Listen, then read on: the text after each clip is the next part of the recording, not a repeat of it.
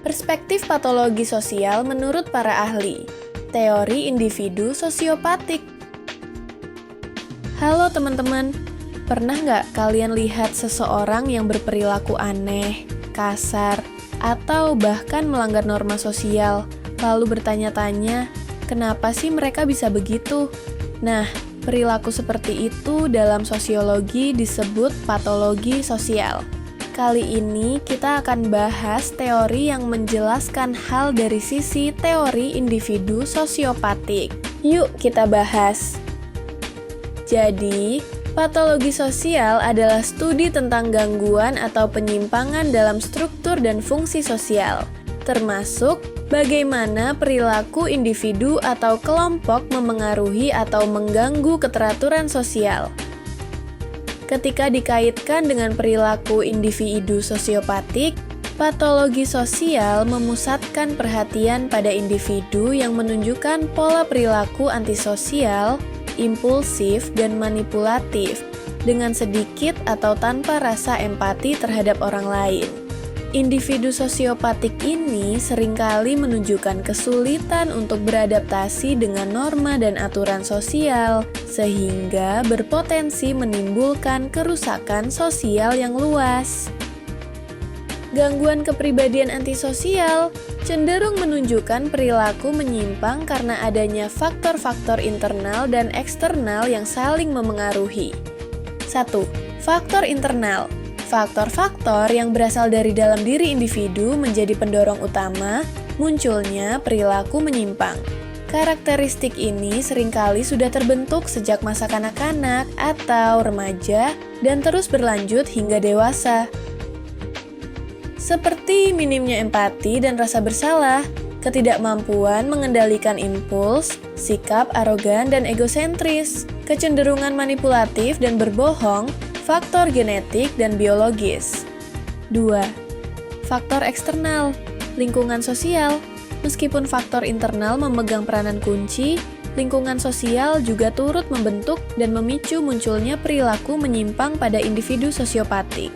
Seperti misalnya pola asuh dan lingkungan keluarga yang tidak stabil, proses sosialisasi yang tidak sempurna, pengaruh lingkungan pergaulan. Ciri-ciri dan contoh individu sosiopatik adalah sebagai berikut. 1. Berbohong, menipu orang lain, menggunakan identitas palsu atau nama panggilan, dan menggunakan orang lain untuk keuntungan pribadi. 2. Kesulitan membuat perencanaan hidup dalam jangka panjang dan sering berperilaku tanpa memikirkan konsekuensi. 3. Menunjukkan perilaku agresif. 4. Tidak mempertimbangkan keselamatan diri sendiri atau keselamatan orang lain. 5. Tidak memiliki rasa tanggung jawab pribadi atau profesional, misalnya tidak membayar tagihan tepat waktu atau kesulitan bertahan dalam suatu pekerjaan. 6. Tidak merasa bersalah atau menyesal telah menyakiti orang lain. Selain itu, tanda atau ciri lain yang menunjukkan gangguan kepribadian antisosial pada sosiopat adalah selalu mengabaikan mana yang benar dan salah, tidak atau jarang menunjukkan empati, mencuri, impulsif, dan manipulatif. Contoh individu sosiopatik. Mahasiswa dugem di kampus, Poltekpar Palembang. Kasus ini menunjukkan pelanggaran norma sosial dan moral di lingkungan akademik. Tindakan berpesta di kampus menggambarkan perilaku yang tidak memperhatikan nilai kesopanan, tanggung jawab, serta etika sosial. Salah satu ciri perilaku sosiopatik ringan berupa ketidakpedulian terhadap aturan sosial dan norma masyarakat.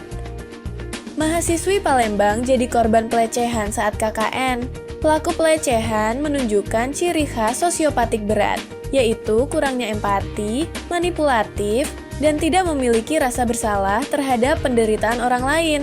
Tindakan pelecehan merupakan bentuk eksploitasi yang sangat merugikan korban secara psikologis maupun sosial. Kasus kematian mahasiswa Universitas Udayana, dugaan perundungan. Perilaku pelaku perundungan, bullying, merupakan contoh sosiopatik dalam bentuk kekerasan psikologis dan sosial. Mereka cenderung menikmati kekuasaan atas orang lain, tidak merasa bersalah, dan tidak peduli pada dampak emosional terhadap korban. Pencurian pakaian dalam mahasiswi di Ogan Ilir. Pelaku menunjukkan perilaku menyimpang dan impulsif, tidak menghormati privasi orang lain, serta mengabaikan norma hukum dan moral. Ini merupakan indikasi dari sifat antisosial dan sosiopatik ringan. Marbot masjid diduga lecehkan belasan anak. Kasus ini termasuk perilaku sosiopatik ekstrem, karena pelaku melakukan tindakan kejahatan berulang terhadap anak-anak tanpa empati dan rasa bersalah. Ciri utama sosiopat adalah kemampuan berbohong, memanipulasi, dan menutupi tindakan amoral untuk kepentingan pribadi. Jadi, teman-teman, dari pembahasan kita tadi, kita bisa memahami bahwa perilaku sosiopatik bukan sekadar penyimpangan biasa, melainkan gangguan kepribadian yang dapat merusak tatanan sosial di sekitar kita. Individu dengan kecenderungan ini seringkali kehilangan empati dan rasa tanggung jawab, sehingga tindakannya bisa berdampak negatif bagi orang lain.